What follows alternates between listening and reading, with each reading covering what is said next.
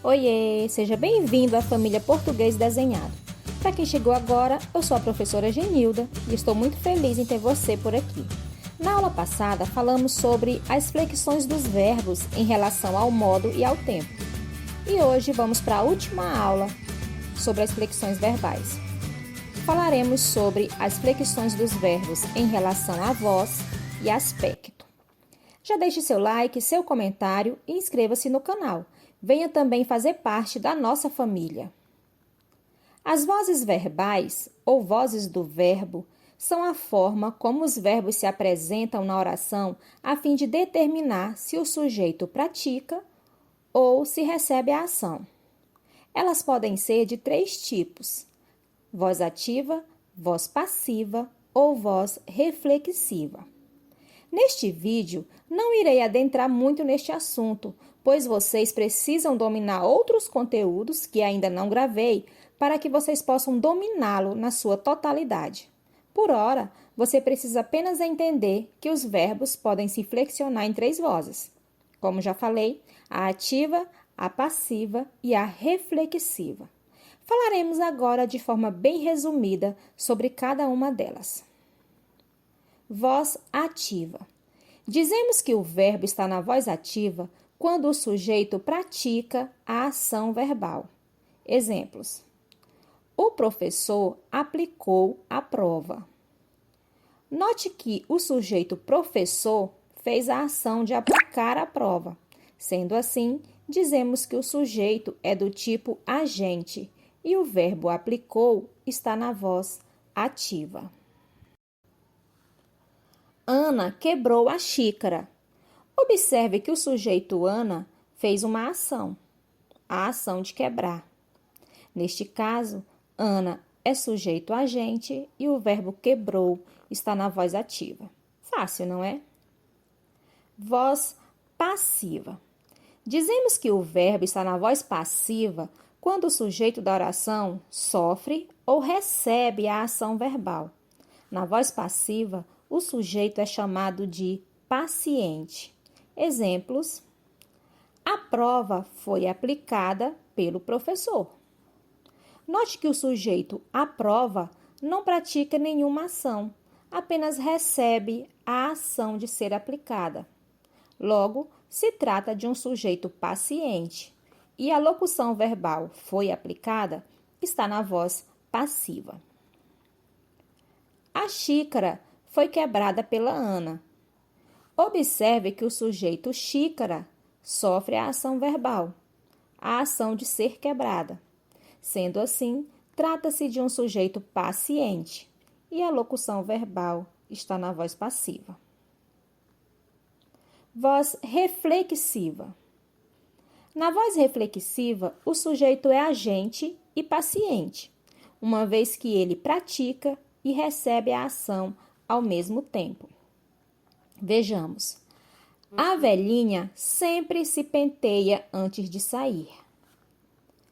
Responda para mim. Quem faz a ação de se pentear?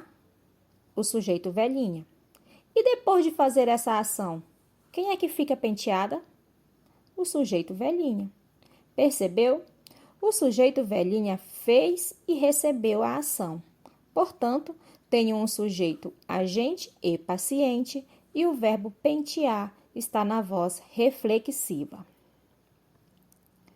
Eu me cortei hoje quando estava cozinhando.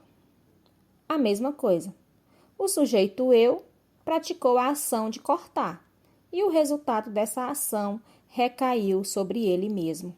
Logo, o sujeito eu é um sujeito agente e paciente e o verbo cortei está na voz reflexiva.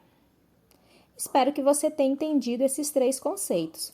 Como já falei, voltarei a explicá-lo com mais detalhes em um outro vídeo. Falaremos agora sobre a flexão do verbo em aspecto. O aspecto verbal está relacionado com a duração da ação verbal, indicando se a ação verbal é considerada como concluída ou não. Nas ações concluídas, indica o ponto determinado no tempo em que a ação ocorreu, destacando o seu início, o desenvolvimento ou o seu fim. Em ações não concluídas, indica se a ação ocorre de forma frequente e repetitiva.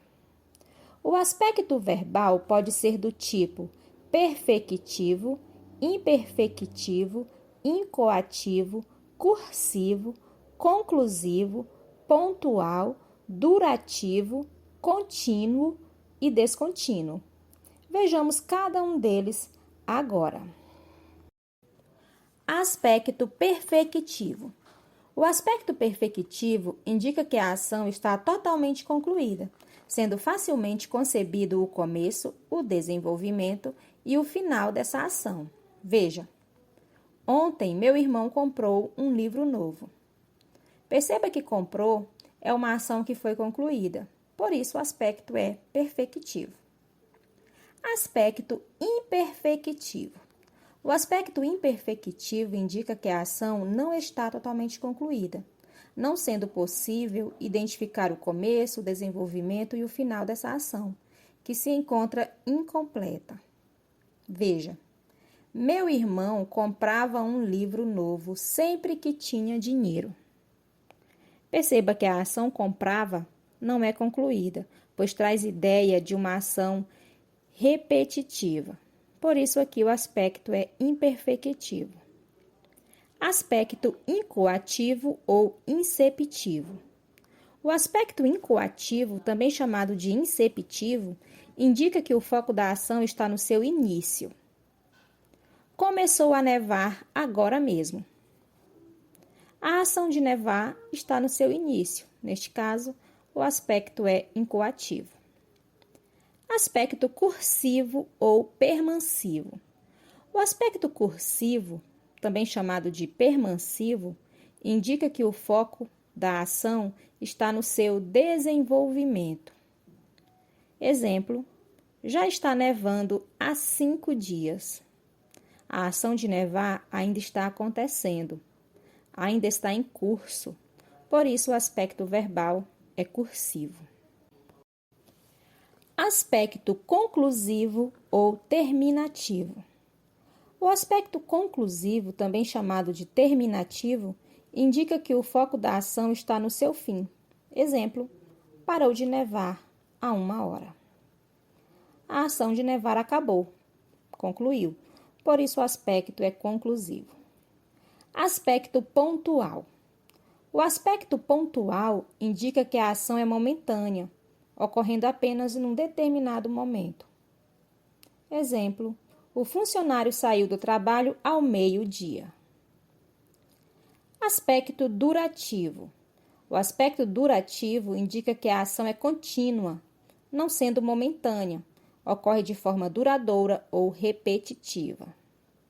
O funcionário está tentando sair do trabalho há 1 hora. Aspecto contínuo. O aspecto contínuo indica uma ação continuada, que ocorre de forma frequente. Exemplo, meu filho está aprendendo inglês. Aspecto descontínuo. O aspecto descontínuo indica o recomeço de uma ação que era continuada, mas que foi interrompida por algum motivo. Exemplo, meu filho está novamente aprendendo inglês. Por hoje é só. Espero que tenha entendido. Beijos e até mais!